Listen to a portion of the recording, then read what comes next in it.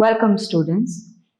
Today we will have a session on the subject Psychology, Semester 5, course code PSC 107, course title Positive Psychology.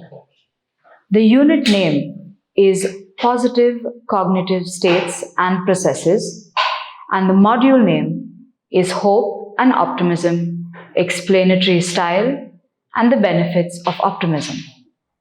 My name is Ms. Tabitha Dolores Nunes, and I am an assistant professor at Carmel College of Arts, Science and Commerce for Women. The outline for the session: we will discuss optimism as an explanatory style, and we will also learn how optimism works. The learning outcomes: to understand the explanatory styles of optimists and pessimists, and to understand how optimism works. Optimism as an explanatory style. Research supports the value of an optimistic outlook in coping with a variety of negative life events. One reason that optimists do better involves how they explain why bad things happen. Certain types of explanations soften the blow of disappointments and protect our self-image and the positive view that we have about our lives. Other types contribute to a negative self-image and a more depressing view of life. Seligman and his colleagues have conceptualized optimism and pessimism in terms of explanatory styles, which means that it is defined as people's characteristic ways of explaining negative events. Originally focused on the thinking patterns of depressed individuals, studies of explanatory styles evolved to describe the differences between optimistic and pessimistic interpretations of bad life events. The explanation that pessimists give for a particular setback or misfortune points to causes of three kinds: stable, global, and internal.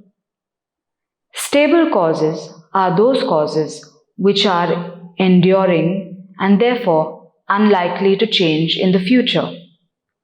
Global causes refer to more general causes that affect almost everything about a person's life. And internal causes are those which stem from the traits and beliefs of the individual rather than the external circumstances. Let us take an example.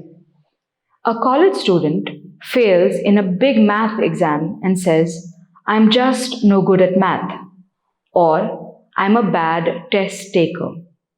Each of these two explanations refer to stable causes, which means if you are not good at math today, odds are you won't be tomorrow either. Global causes, which is being a bad test taker, will affect your performances not only in math, but in all your classes. And internal causes, it's me, it's my fault, not the test or how much I studied. In contrast to this, an optimist sees disappointments as being caused by more unstable, specific, and external causes. An optimist might offer the following explanations for a failed exam. I failed the exam because the teacher didn't make it clear what material would be covered. The exam questions were extremely vague and ambiguous. It was unrelated to what we studied in class. Or, I had to work late last night and didn't have much time to study. These interpretations of failure point to unstable causes. That means the next time the instructor may be more clear. Specific causes: the next time he may not have to work that late at night, And external causes. It was the poor instructor, a bad test, working late, not their lack of ability or laziness. Explanatory style is frequently assessed by the Attributional Style Questionnaire or the ASQ, developed by Peterson et al. In 1982, or the Content Analysis of Verbatim Explanations, abbreviated as CAVE or CAVE. The ASQ provides brief descriptions of 6 negative and 6 positive events. People are asked to imagine that each event happened to them. Examples of positive events: your significant other has been treating you more lovingly, you complete a project that was highly praised.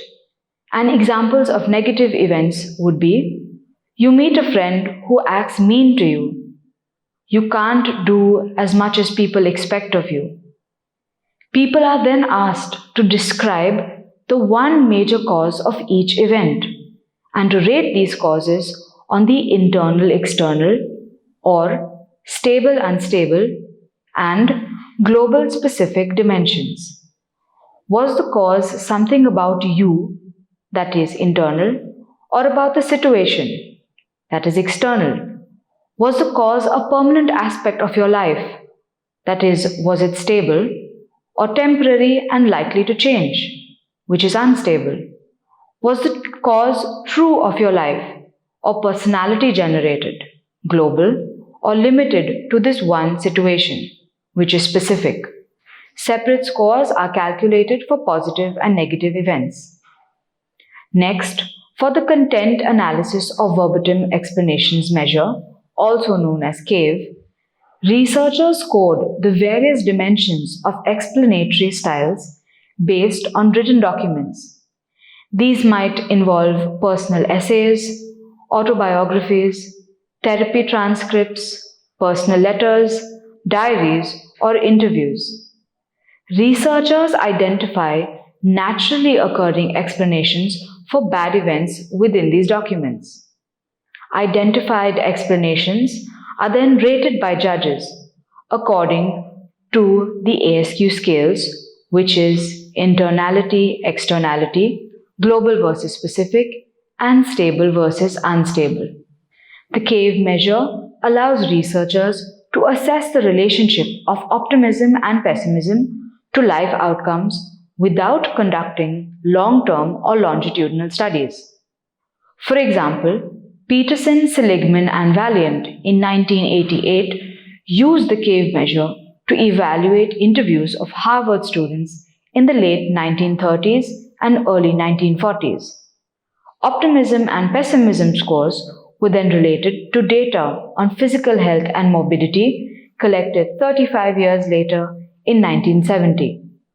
Optimistic young adults enjoyed better physical and mental health later in life, even after adjusting for differences in their physical health and mental health at the age of 25. Studies have also shown that people's explanatory styles for negative events is a better predictor of behavior than their explanatory style for positive events. Research has found that the internal-external dimension is less predictive than the stability and global dimensions. From the perspective of explanatory styles, the difference between an optimist and a pessimist concerns whether bad events are seen as relatively permanent or only temporary features of life, and whether they can affect most aspects of your life or are limited to a few situations. Optimism as an explanatory style measured using the ASQ or CAVE shows a pattern of relationships to positive outcomes similar to those shown in dispositional optimism research. How does optimism work? First, optimism is a source of motivation. It is much easier to initiate action when we believe that our actions will lead to a positive outcome.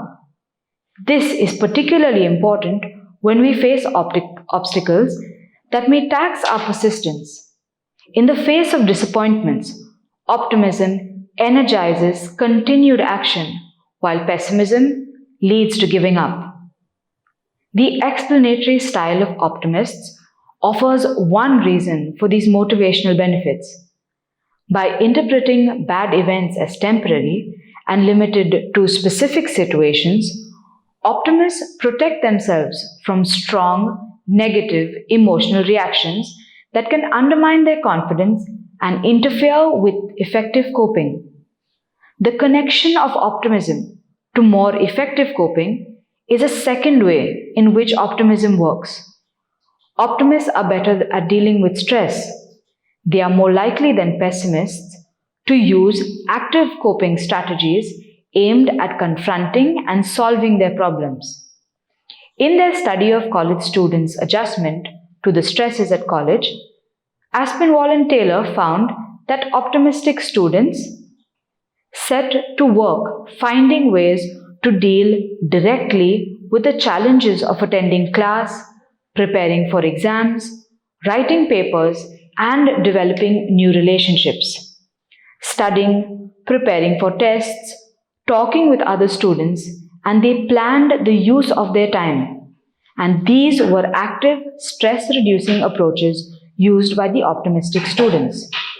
Pessimistic students tended to avoid problems because they pretended that they did not exist.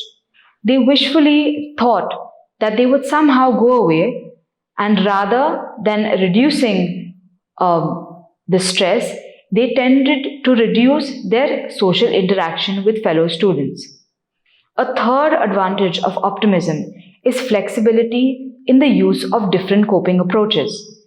Based on the review of dispositional optimism and coping research, Ness and Segerstrom suggest that optimists distinguish between controllable and uncontrollable life stressors and adjust their coping strategies appropriately. Faced with less controllable threats, such as life-threatening illnesses, optimists disengage from what may be fruitless efforts, at least in the short term, to solve an unsolvable problem. Instead, they shift their coping orientation from problem solving to emotion focused coping, to accept a reality that cannot be changed. Emotional coping involves finding ways to reduce and manage the emotional consequences of stressful events and conditions. This may involve engaging in enjoyable activities, sharing feelings with others, or looking past the stressful situation to a more positive future.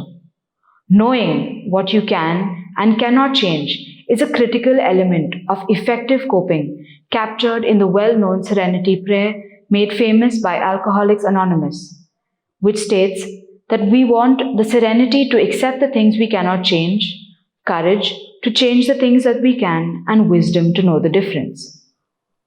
To the extent that an optimistic attitude contributes to a more frequent experiencing of positive emotions, optimists also reap benefits that were described in Fredrickson's broaden and build theory of positive emotions.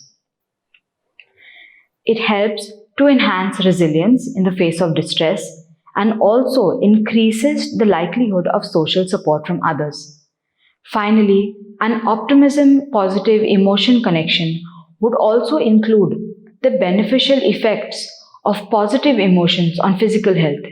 It is clear that negative emotions suppress the immune system, and recent findings strongly suggest that positive emotions enhance the body's ability to fight disease.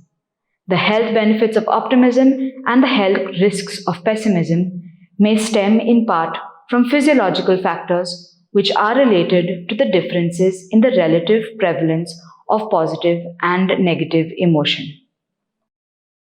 These are the references for today's topic.